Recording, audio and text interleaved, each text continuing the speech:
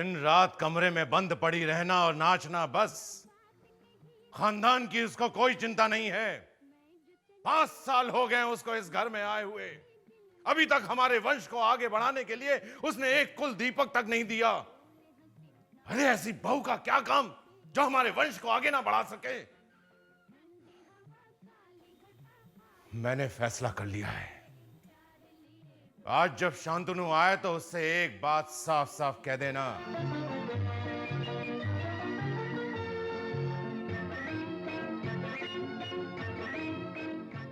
तू मेरे सामने है, तेरी जुल्फें हैं खुली, तेरा आंचल है ढला।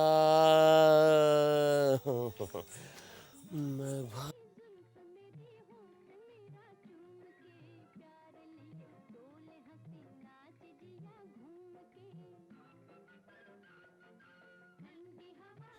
शांतनु, तुम्हारे पिताजी तुमसे बहुत नाराज हैं। तुम्हारी शादी को 5 साल हो गए हैं और अब तक इस घर को एक वारिस नहीं मिला। वो तो इतना गुस्सा थे कि उन्होंने बहू को अपने मैके भेजने का फैसला भी कर लिया।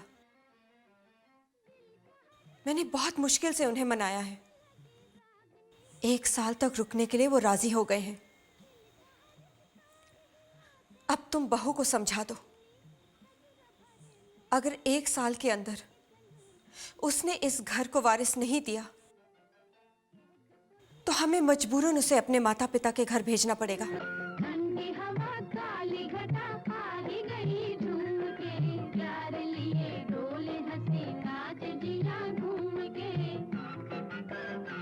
देवजानी, बंद करो इसे।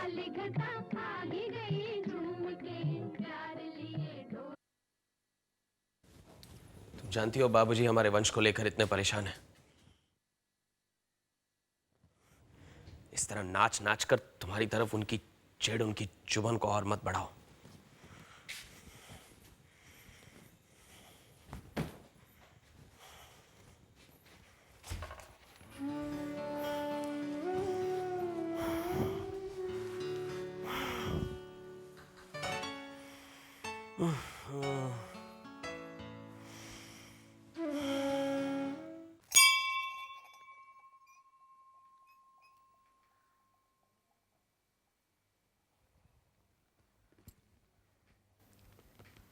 सच्चे मन से पूजा करोगी तो दुर्गा माँ जरूर तुम्हारी झोली भर देंगे। मैं भी तो अपनी इतनी प्यारी बहू को खोना नहीं चाहती। ये आप क्या कह रही हैं माँ? शांतनु ने तुम्हें कुछ नहीं बताया? नहीं तो।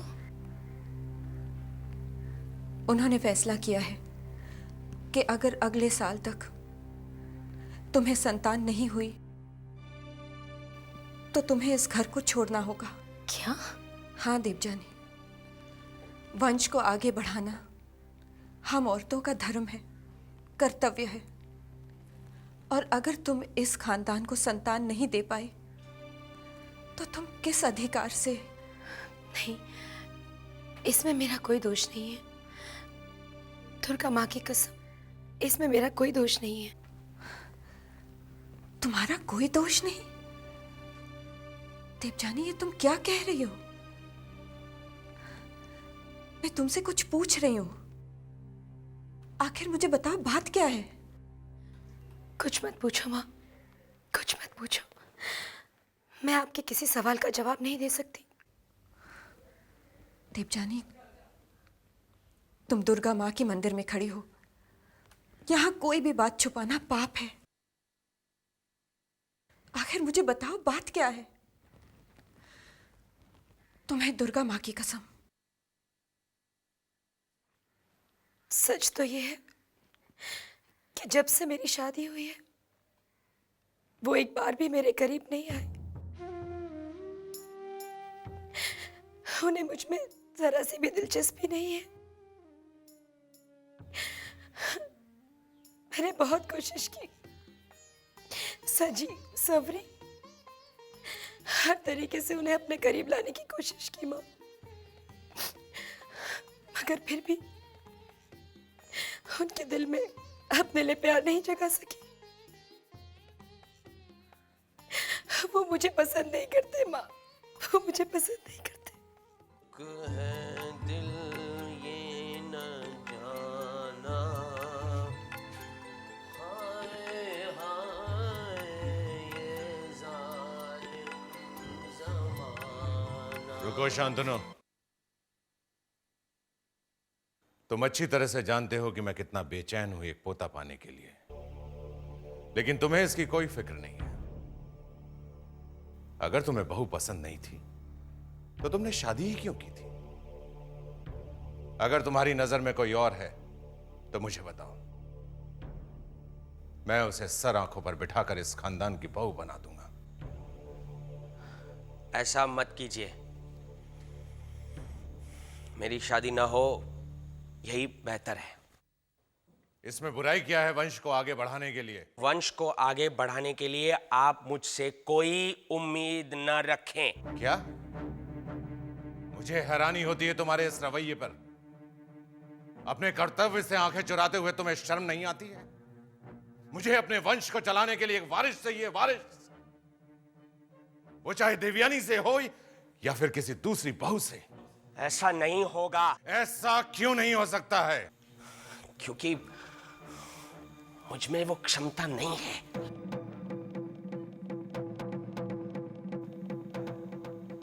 क्या?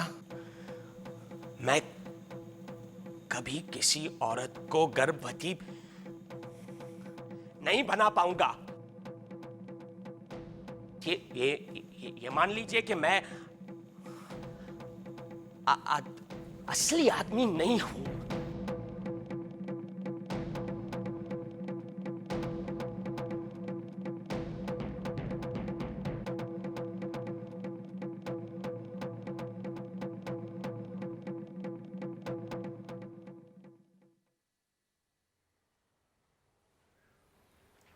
कल तुमने जो भी सुना, भूल कर भी उसका जिक्र किसी से मत करना।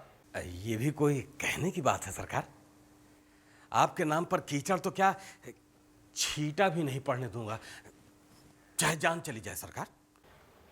तुम समझते हो ना कि अगर लोगों को पता चल गया कि हमारा बेटा... नहीं सरकार, ऐसी नौबत नहीं आएगी। और ये तो वही बात हो गई आज से 3 साल पहले सुब्रतो सरकार की हुई थी। उनका बेटा भी सरकार... ये तुम क्या कह रहे हो सत्यवान? उसका तो एक बेटा है। भगवान झूठ न बुलवाए सरकार,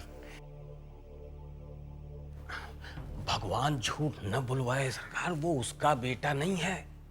हाँ सरकार, मैं जानता हूं।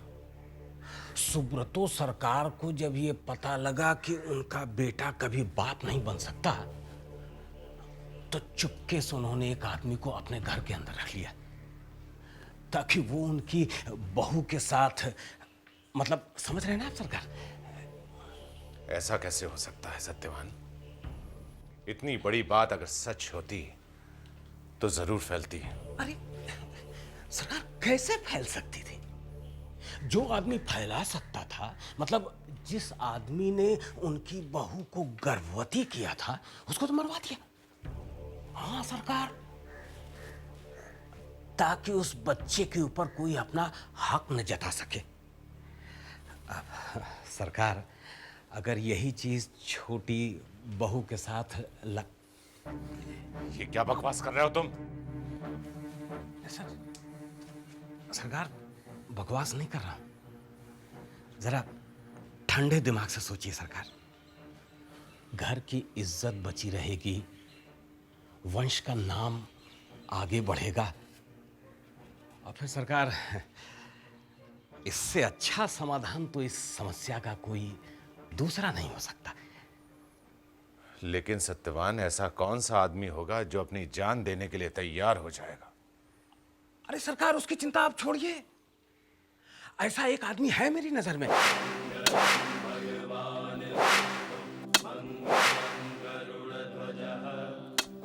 जिसकी जिंदगी बहुत सस्ती है सरकार, और उसके मौत की हम अच्छी कीमत दे सकते हैं, चाहे जान चली जाए सरकार।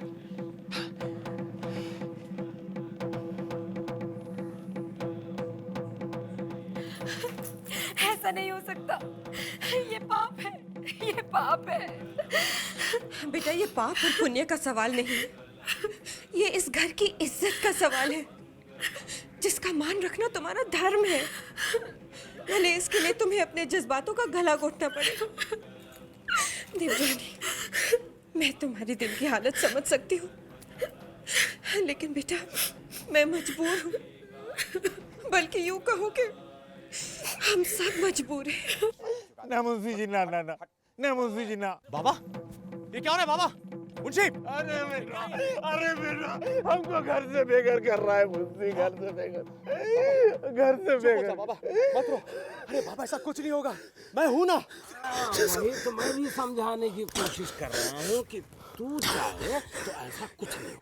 ये मुंशी, साफ साफ बात कर। साफ साफ तो बात कर रहा हूँ, हैं? तू मेरी बात मान ले। देख, सरकार तेरा सारा कर्जा माफ कर देंगे, तेरे भाइयों की अच्छी पढ़ाई लिखाई हो जाएगी, और तेरा सारा घर खुशहाली से भर जाएगा, चाहे जान चली जाए, बस तेरे हाँ कहने की देर है। मेरी हाँ? पता मुंशी, बात क्या है?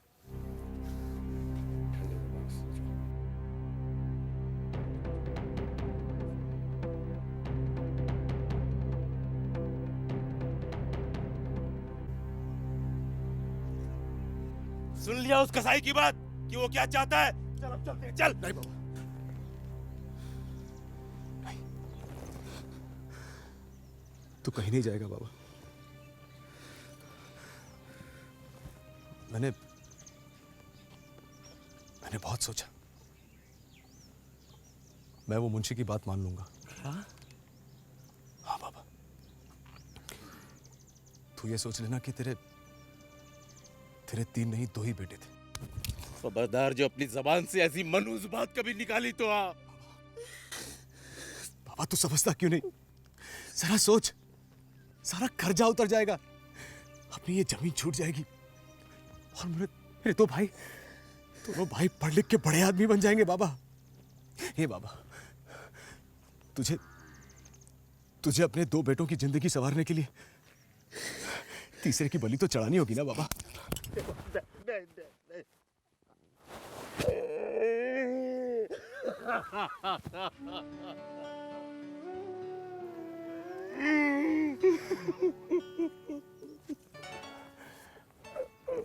रोले बाबा, जितना जी चाहे रोले, बस इसके बाद खुशियां ही खुशियां।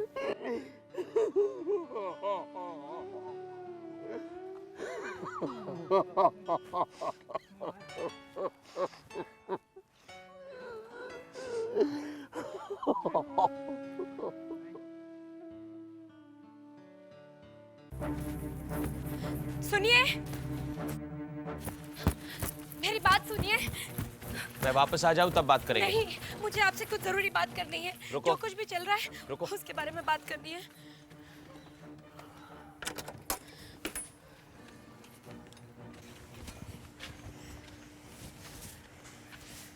बोलो।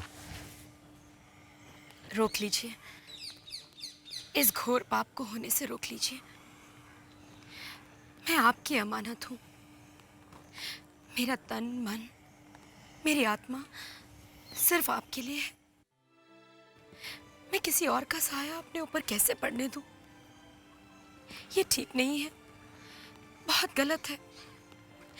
मेरे साथ जो कुछ भी हो रहा है बहुत गलत है। गलत किसके साथ नहीं होता? ऊपर वाले ने मुझे इतनी बड़ी कमजोरी दी है, क्या वो गलत नहीं है? मैं सह रहा हूं ना। अगर इतना गहरा दर्द लेकर मैं जी सकता हूं, तो तुम भी इस दर्द को बर्दाश्त कर सकती हो।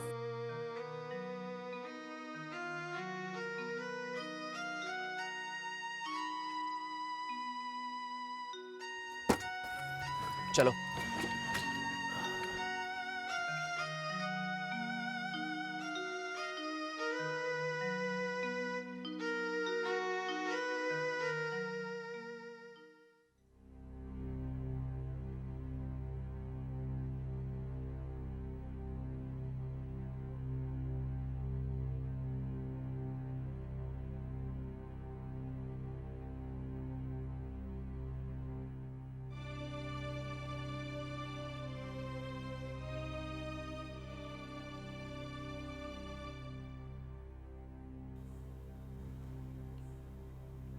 तुम्हें यह तो मालूम ही होगा कि जब तक तुम जिंदा हो इस राज का जिक्र किसी से नहीं करोगे। ये राज तुम्हारी मौत के बाद तुम्हारे साथ ही दफन हो जाना चाहिए। तुम्हें एक कमरा दिया जाएगा जहां तुम दिन रात रहोगे। रोज रात को जब सब नौकर अपना काम करके चले जाएंगे तो बहू को तुम्हारे कमरे में भेजा जाएगा और दिन के उजाले से पहले ही बहू अपने कमरे में चली जाएगी।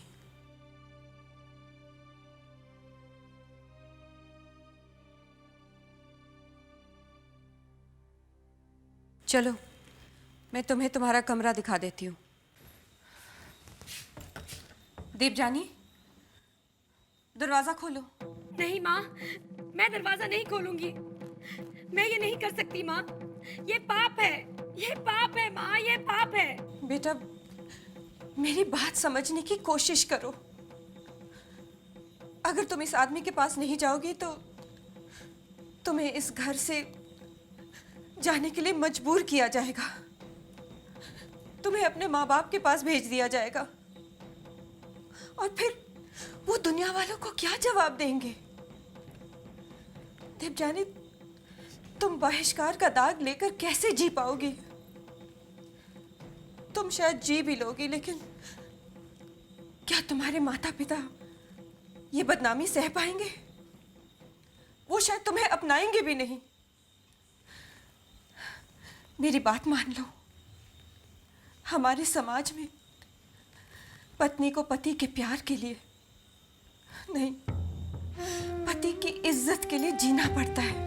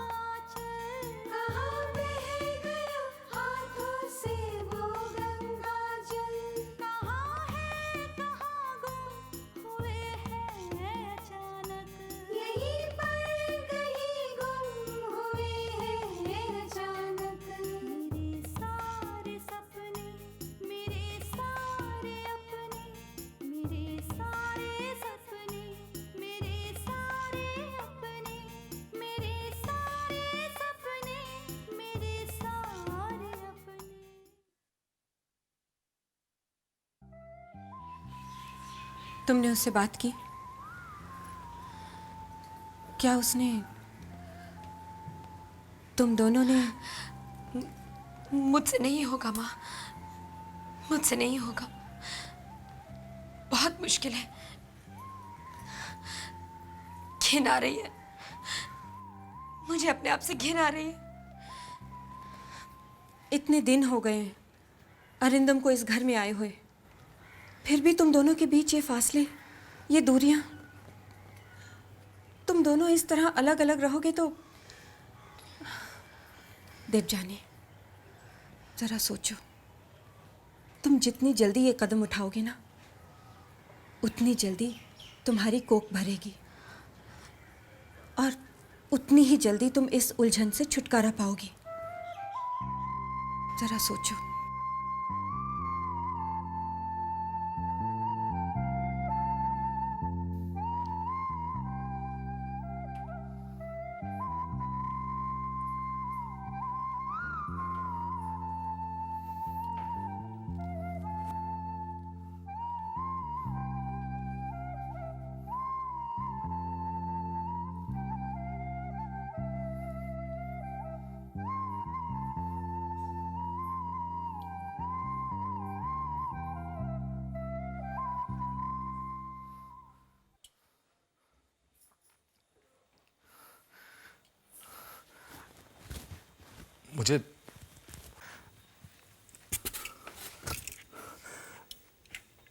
मुझे माफ कर दीजिए छोटी बहू। जिस तरह आप मजबूर हैं ना, उसी तरह मेरी भी मजबूरी है। आप अपने परिवार की इज्जत बचाने के लिए इस कमरे में आई हैं और मैं अपने परिवार की जिंदगी बचाने के लिए यहां हूं।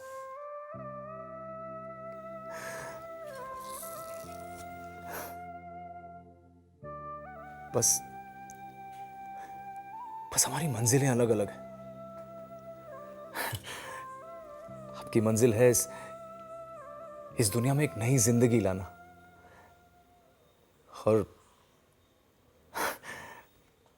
और मेरी मंजिल है मौत।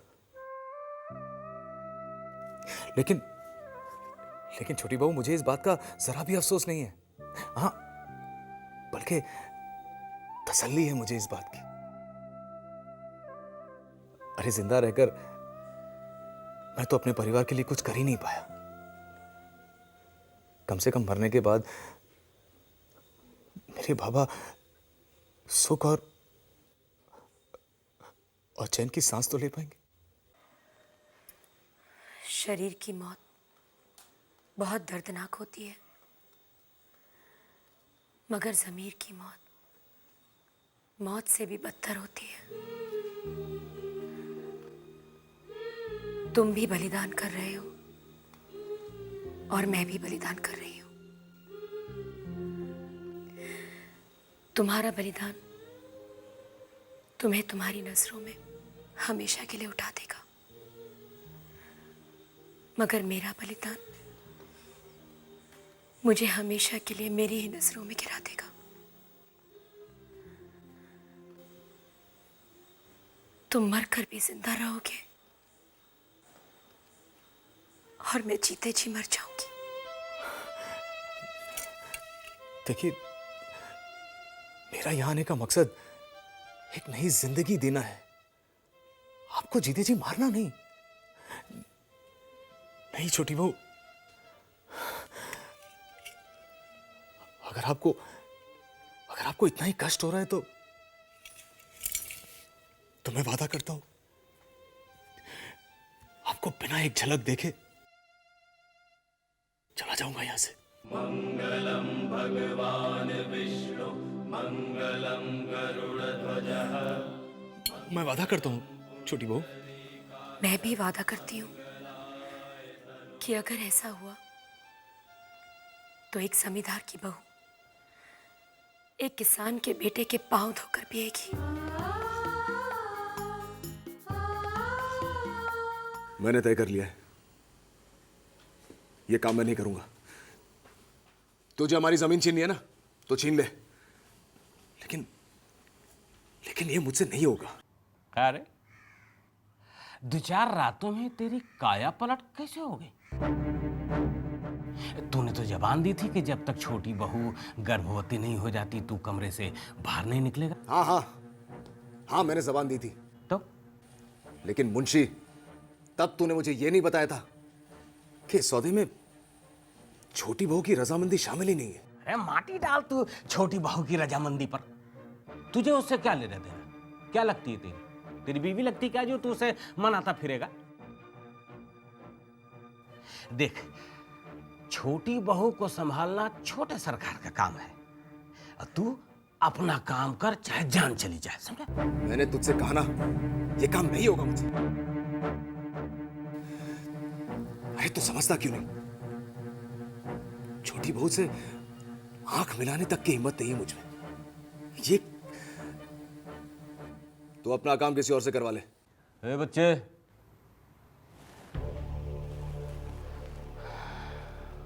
अब तो तू नहीं मुकर सकता ना। अब बड़े सरकार का गुस्सा तो तुझे मालूम ही है। आंख मिलाएगा तो अकेला मरेगा, अगर आंख चुराएगा तो पूरे परिवार के साथ मरेगा। सोच ले।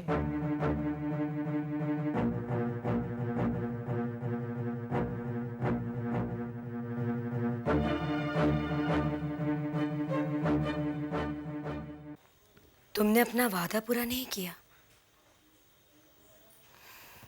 मैं समझ सकती हूँ, तुम्हें अपने परिवार का ख्याल है। उन्हें भुलाकर तुम मेरी मदद क्यों करोगे? मैं भी कितनी पागल हूं, जब मेरे अपने मेरी तड़प समझने को तैयार नहीं, फिर एक पराये इंसान से मैं हमदर्दी की उम्मीद कैसे रख सकती हूँ? नहीं नहीं नहीं छोटी बहू, आप मुझे गलत समझ रही है। मैं तो गया था मुंशी जी के साथ बात करने के लिए, लेकिन वो है कि मेरी बात ही नहीं सुनते। मैंने कितना समझाया उन्हें कि और छोटी बहू, मैंने तो मुंशी जी को समझाने की कोशिश की, लेकिन वो है कि उन्होंने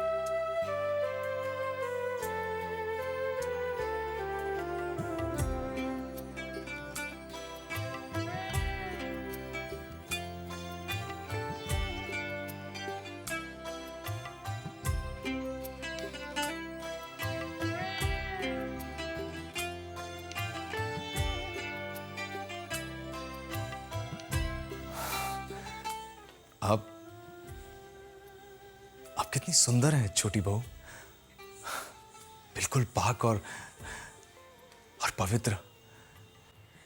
मैं और सुंदर? इतनी सुंदर कि देखने वाला बस देखता ही रह जाए। और इसीलिए मुझसे भी यही गुस्ताखी हो गई। माफी चाहता हूं छोटी बहू। आज से पहले मुझे कभी किसी ने ऐसा नहीं कहा।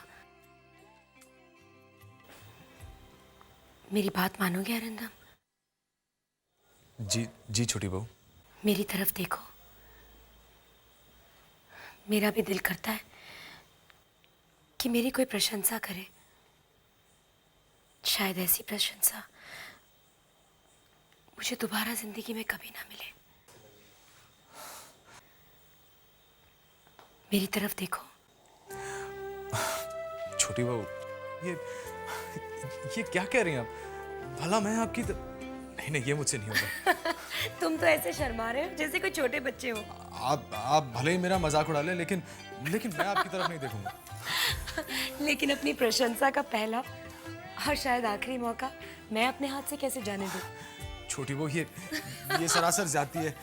आप इस तरह मैं जाऊं।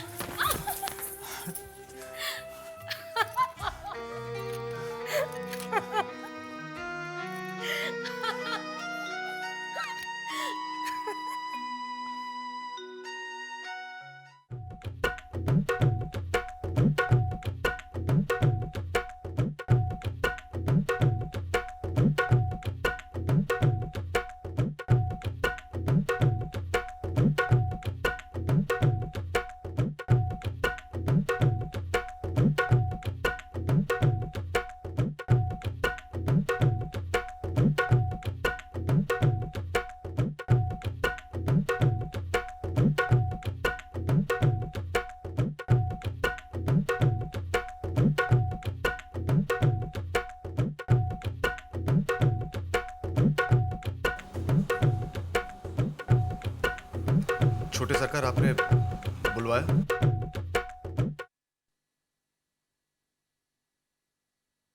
तू छोटी बहू को जोर जोर से हंसा रहा था।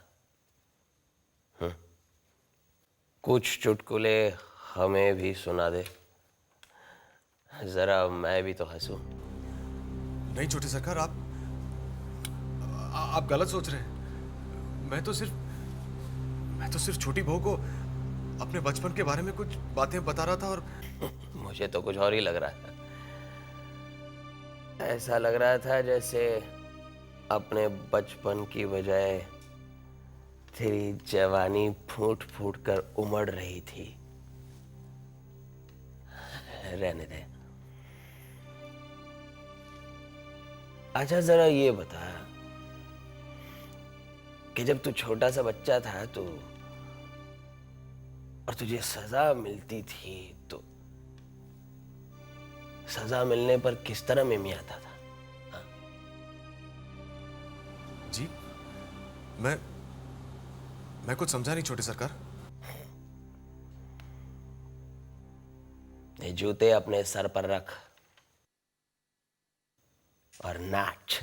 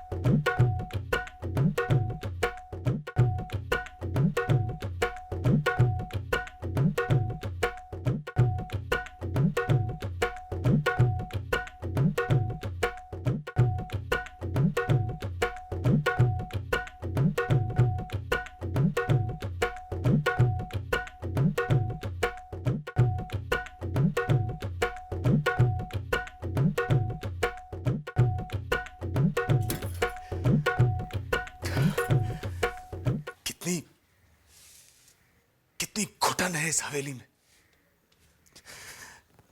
कितनी कड़वाहट है छोटी बहू। किसी मजबूर को किस हद तक अपमानित किया जा सकता है, ये यहीं पे देखा है मैंने। आप कैसे जी लेती हैं इस माहौल में? घुट घुट कर, मर मर कर, सिसक सिसक कर। बरसों से ऐसे ही तो जीती आ रही हूं मैं। अब तो आदत सी पड़ गई है। जब बर्दाश्त करने की शक्ति खत्म हो जाती है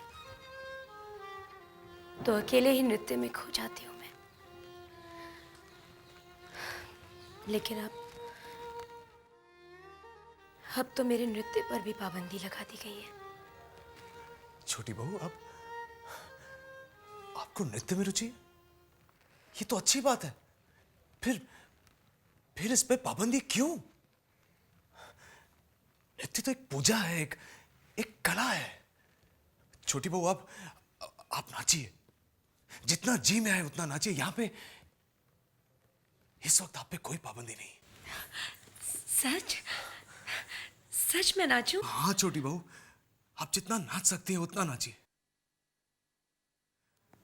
इसी बहाने हम दोनों को दर्द में मुस्कुराने का बहाना तो मिलेगा। आप नाचिए छोटी बहू।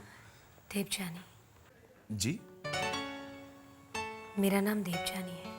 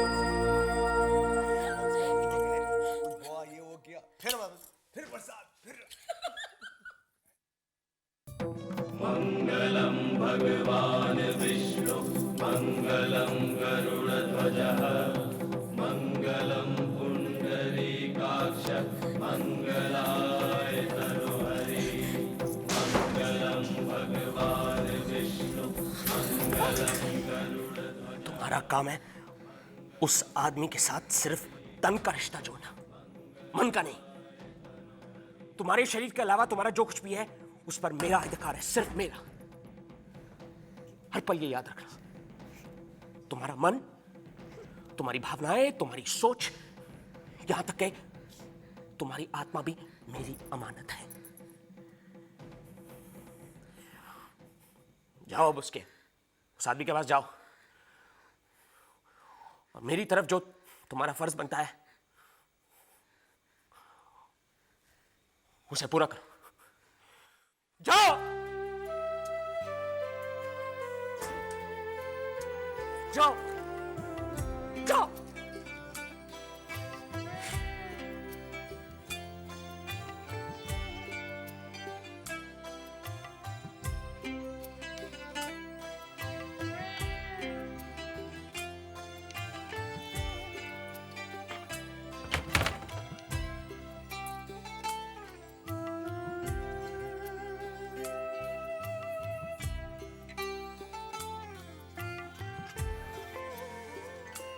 क्यों क्यों सहती हो ये अन्याय? क्योंकि वो मेरे पति है। दुर्गा माई की कसम, अगर वो तुम्हारे पति नहीं होते तो उन्हें क्यों दोष देते हो? शायद मेरी किस्मत में ये लिखा मुझे किसी का प्यार पाने का अधिकार नहीं है, मुझे किसी से अपना सूनापन बांटने का अधिकार नहीं है। मेरा दिल एक ऐसी बंजर जमीन है जहाँ हमेशा हमेशा खालीपन रहता है, जहाँ कभी प्रेम की बरसात नहीं हो सकती।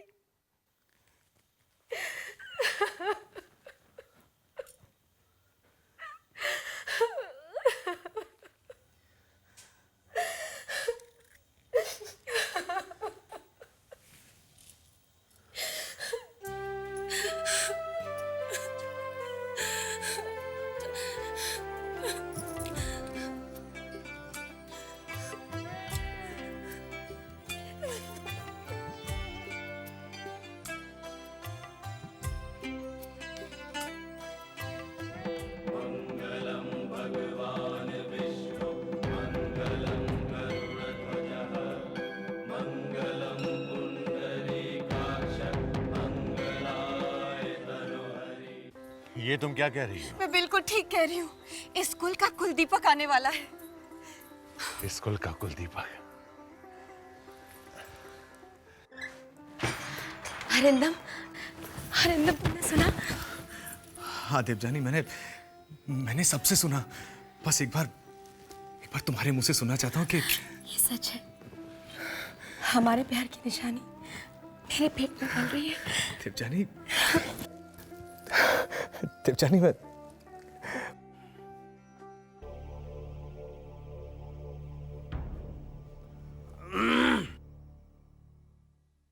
तुम्हारे जाने का वक्त आ गया है। बड़े सरकार ने कहा है कि तुम फौरन यहां से निकल जाओ।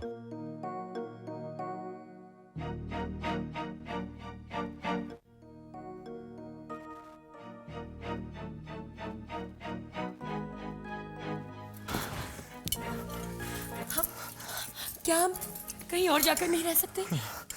तुम्हारी खातिर मैं ये घर छोड़ने को भी तैयार हूँ।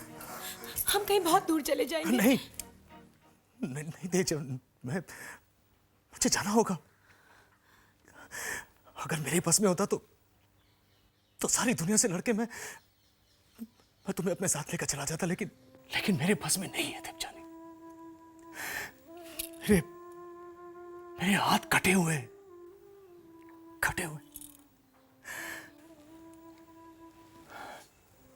एक तरफ तुम हो, मेरा प्यार, और दूसरी तरफ मेरा परिवार है। और अगर मैं तुम्हें छोड़ के नहीं गया ना तो जमींदार बाबू मेरे बूढ़े बाबा और भाइयों को खत्म कर देंगे। मार डालेंगे उन्हें। नहीं, मुझे जाना होगा देवजानी।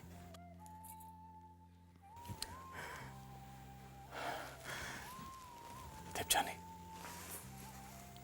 इससे बेहतर तो यह है कि जो थोड़े बहुत खुशी के पल हम दोनों ने एक साथ गुजारे हैं, तुम अपनी बाकी जिंदगी उन्हीं यादों के सहारे बिता दो। मैं तो नहीं रहूंगा, लेकिन हमारे प्यार की निशानी हमेशा तुम्हारे साथ रहेगी। और जब तुम उसकी आंखों में देखोगी ना, तुम्हें मेरा मुस्कुराता हुआ चेहरा नजर आएगा, मेरा ही चेहरा नजर आएगा। तुम देवजानी, मैं आपसे विनती करती हूँ, उसकी जान बख्श दीजिए। उसने किसी का क्या बिगाड़ा है? उसने तो इस खानदान का वंश बढ़ाने में हमारी मदद की है। इतने बड़े एहसान के बदले आप उसे मौत दे रहे हैं। ये अन्याय है, सरासर अन्याय है। बाबूजी, उसे छोड़ दीजिए। मैं आपके आगे हाथ जोड़ती हूँ, उसकी जान बख्श दीजिए। मैं आपसे विनती करती हूँ, उसकी जान बख्श दीजिए। उसके साथ ऐसा सलूक मत कीजिए। उसके साथ ऐसा सलूक मत कीजिए। प्रणाम सरकार।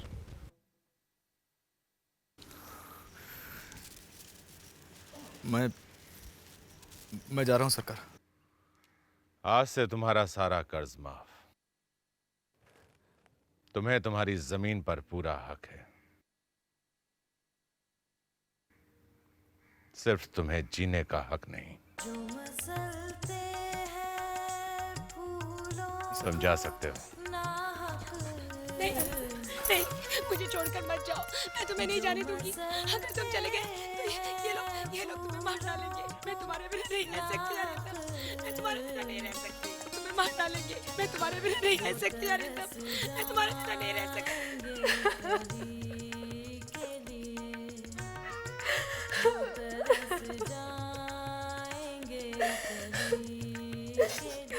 शांतनु, सुबह होने तक वो किसान का बेटा नहीं बचना चाहिए। अब बहू गर्भवती हो चुकी है। काली के बेटे का जीने का अब कोई मतलब नहीं। जी बाबूजी। सत्यवान, चलो अपने आदमी को इकट्ठा करो।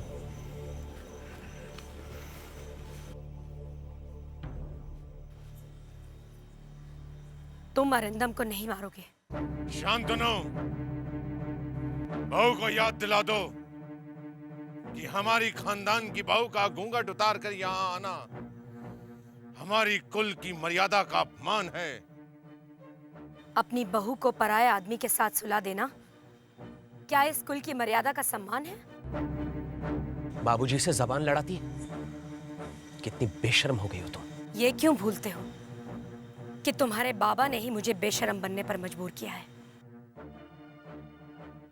अगर अपनी बदनामी से बचना चाहते हो तो अरिंदम की जान बख्श दो, वरना मैं सारी दुनिया से बता दूंगी कि उत्तम सरकार की मर्यादा का दामन कितना मैला है। उससे पहले मैं तुम्हारी जबान काट लूंगा। और वो जो बताने वाला अब तक बचा है ना, वो तो आज ही मारा जाएगा। चलो। रुकिए, अगर अरिंदम पर कोई आंच आई तो मैं इस खानदान के वारिस को जन्म लेने से पहले ही खत्म कर दूंगी। अगर आप लोग चाहते हैं कि ऐसा ना हो तो आपको मुझे विश्वास दिलाना होगा कि अरिंदम सही सलामत है। मैं उसे हर गुरुवार एक झलक देखना चाहूंगी।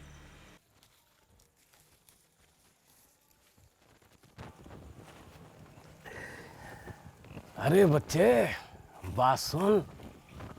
जमींदार साहब का हुक्म है कि तुझे हर गुरुवार को छोटी बहू से मिलने जाना पड़ेगा। तुम्हारे तो वारे नारे हो गए, जान भी बच गई और आंख मटक्का करने की पूरी आजादी मिल गई।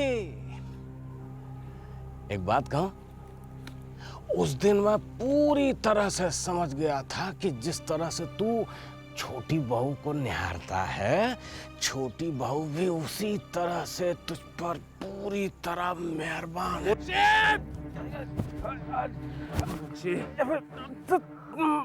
अगर तूने अपनी गंदी जबान से देवजानी का नाम भी लिया ना, तो दुर्गा माई की कसम फसल के साथ साथ तुझे भी काट दूंगा। अरे तुम हमारे ऊपर का आग बबूला हो रहे हो। जमींदार साहब ने कहा है कि तुमको हर गुरुवार को छोटी बहू से मिलना है तो मिलना है। हमारा काम से बताना बता दिया भैया, हमको भी तो अपनी नौकरी बचानी है। छोड़।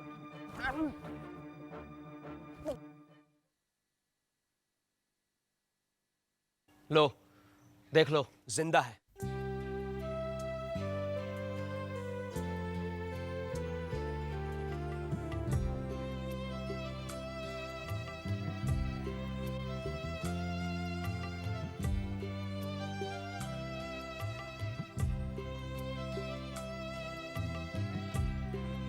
हरिंदम, देवजानी, खबरदार जो तूने इसे नाम से पुकारा।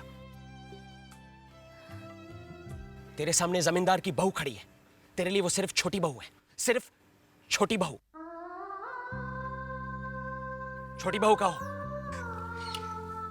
माफ कर दीजिए सरकार, गलती हो गई।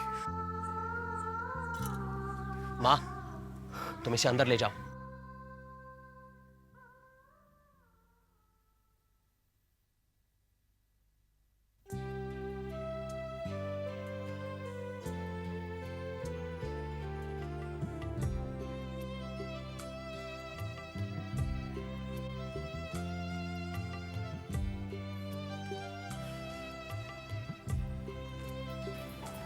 इतनी उदासी ठीक नहीं।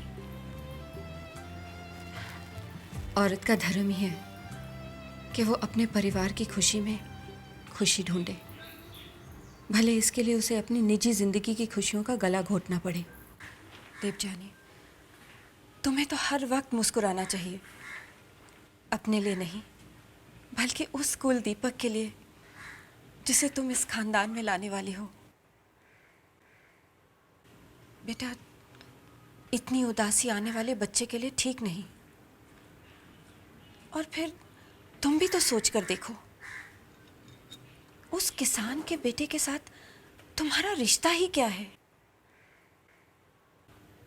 एक पराये इंसान के लिए तुम अपने आप को इतनी दुखी मत करो। पराया? आप उसे पराया कहती हैं?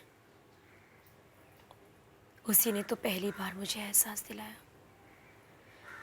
कि एक बड़े खानदान की बहू होने के अलावा मैं एक औरत भी हूँ। मेरे भी कुछ अरमान हैं, मेरी भी कुछ भावनाएं हैं, मेरे भी कुछ सपने हैं। पहली बार मुझे लगा कि मैं जिंदा हूँ। वो पराया नहीं है माँ, सही मायने में तो वही मेरा पति है, वही मेरा सब कुछ है, सब कुछ। सरकार, सरकार, बड़ी मालकिन ने खबर भेजी है कि बहू को दर्द शुरू हो चुका है। हाँ सरकार, लगता है कि कुलदीपक के आने की शुभ घड़ी बस पहुंची कि पहुंची। शांतनु, शांतनु। जी बाबूजी। शांतनु, हमारा कुलदीपक आ रहा है। जैसे ही तुम्हें खबर मिले कि हमारी बहू को लड़का हुआ है, तुम अपने आदमी भेजकर उस काली के बेटे को खत्म करवा दो।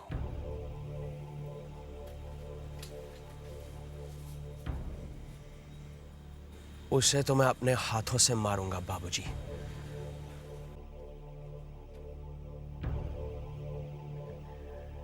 बस बच्चा पैदा हो जाए, चाहे जान चली जाए।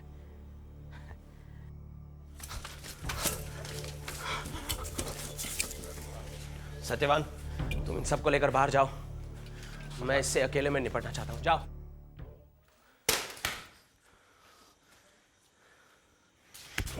कुछ कीड़े, तेरी हिम्मत कैसे हुई मेरी पति की भावना पर हक जमाने की? हैं? हाँ? जब से तू जाने की जिंदगी में आया है ना, मुझे एहसास हुआ है कि जितनी नफरत मैं अपने आप से करता हूं, उससे कहीं ज्यादा नफरत मैं तुझसे करता हूं। इस नफरत का अंत तब होगा जब मैं तुझे खत्म करूंगा। हमेशा मुझे इस पल का इंतजार रहा है। अब तू समझेगा कि तू क्या है और मैं क्या हूं। छोटे सरकार, इसमें समझने वाली कौन सी बात है? भला मुझ में और आप में क्या बराबरी? लेकिन फिर भी हर पल, हर कदम पे आपने मुझे ये बात समझाने की कोशिश की। मुझे मारा, मुझे पीटा, सलील किया, लेकिन फिर भी मैंने कभी बगावत नहीं की। इसलिए नहीं कि मैं आपसे डरता हूं ना। जिस आदमी ने अपनी जान का सौदा कर लिया हो, वो किसी से क्या डरेगा? मुझे तो तरस आता है आप पे, तरस आता है छोटे सरकार। अपनी शारीरिक कमजोरी के बावजूद अगर आप चाहते तो छोटी बहू को इतना प्यार दे सकते थे कि उन्हें आपकी यह कमजोरी कभी महसूस ही नहीं होती।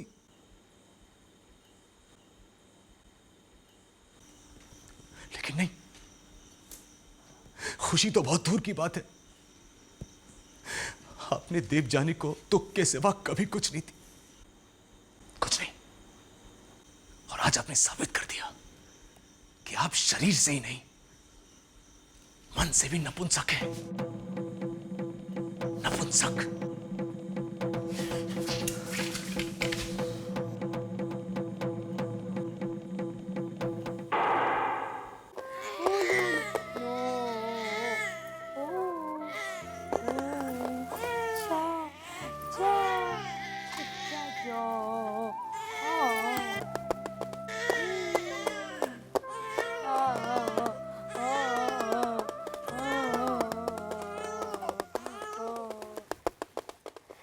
अरिंदम कब आ रहा है इसे देखने?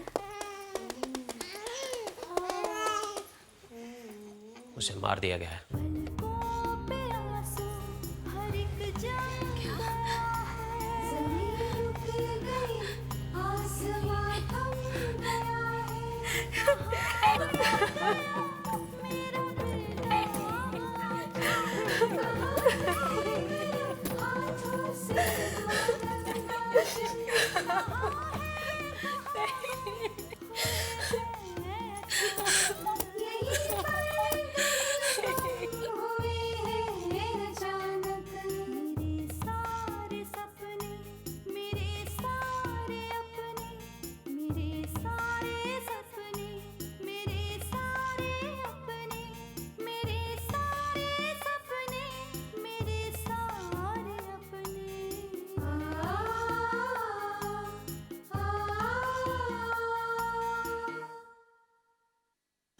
अपनी शारीरिक कमजोरी के बावजूद अगर आप चाहते तो छोटी बहू को इतना प्यार दे सकते थे कि उन्हें आपकी ये कमजोरी कभी महसूस ही नहीं होती।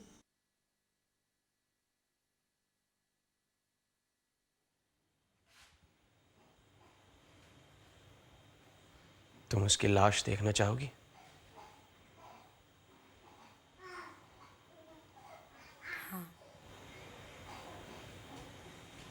शायद पहली बार लाश को देखने एक लाश जाएगी।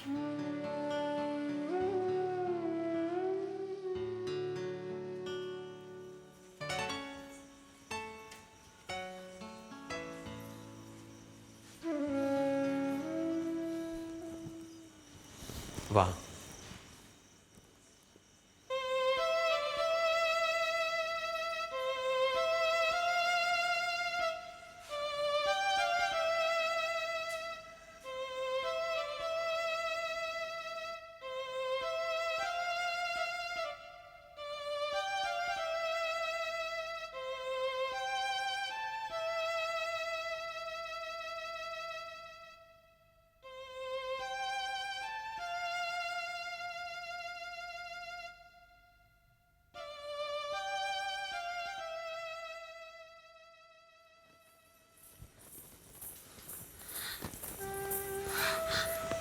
अरिंदम। जानी, छोटे सरकार ने मुझे नहीं मारा, मेरी जान बख्श दी।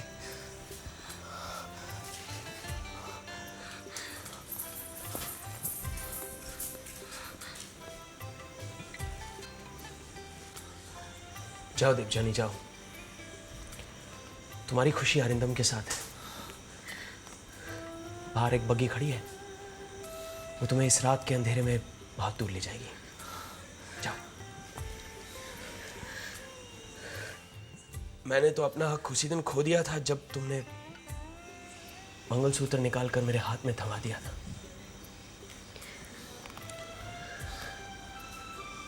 अब ये हक तुम्हारा है। छोटी सरकार, अपने छोटे सरकार का आखिरी हुक्म नहीं मानोगे?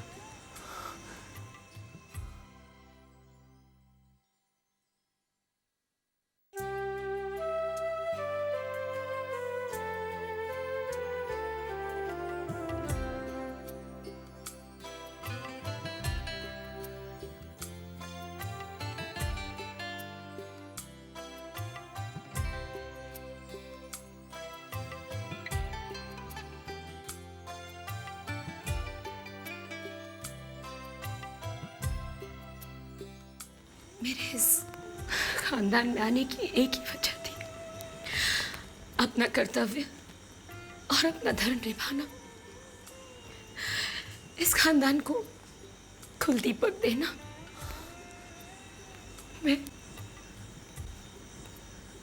मैं अपना धर्म निभा कर जाना चाहती हूँ।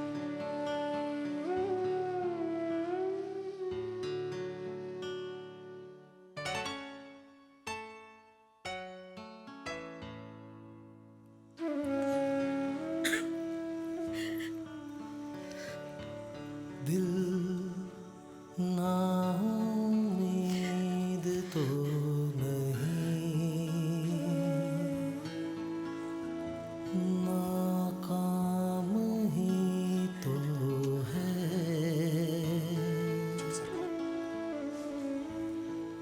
लंबी है गम की शाम, मगर शाम